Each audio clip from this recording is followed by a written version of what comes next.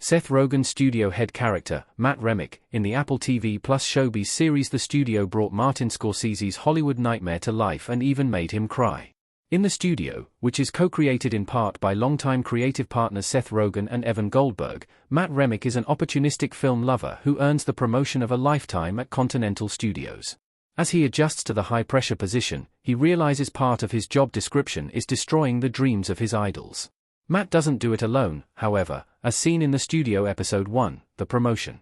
Right by his side is his friend and associate, an executive named Sal Saperstein, who actually delivers a heartbreaking reality to none other than Martin Scorsese, one of the greatest film directors of all time.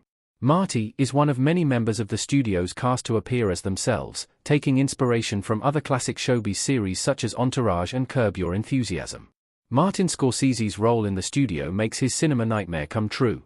Scorsese has been vocal about his dislike for Marvel films and expensive franchise blockbusters. Martin Scorsese talking to Matt and Sal as they awkwardly stand at a party in the studio image via Apple TV+. Part of the reason why Matt gets the job as studio head of Continental is because he promises Bryan Cranston's Griffin Mill character to make a Kool-Aid movie. As he tries to get that franchise project off the ground, hoping to make it the next Barbie, Matt also takes a meeting with Marty to hear his latest movie pitch. Marty has a passionate concept for a movie based on the infamous Jonestown Massacre, which Matt is able to angle as a Kool-Aid movie after offering Marty a $250 million budget and $10 million for his screenplay. Even though Matt talked a big game trying to get Marty to go with the title Kool-Aid for his Jonestown film, he ultimately scrapped his idea for a more family-friendly project. Since Continental already purchased Marty's Jonestown screenplay, Matt decided not to sell it back to Marty to avoid a negative connotation with their franchise drink. Considering Scorsese's real-life views on Marvel blockbusters and his die-hard passion for old-school filmmaking and absolute cinema, his Jonestown passion project getting scrapped for the other franchise-focused Kool-Aid idea brings his cinematic nightmares to life. Seth Rogen making Martin Scorsese cry over the Kool-Aid movie is hilarious payoff for his cinema comments. Rogen and Scorsese poke fun at how studios choose commerce over risky artistic projects.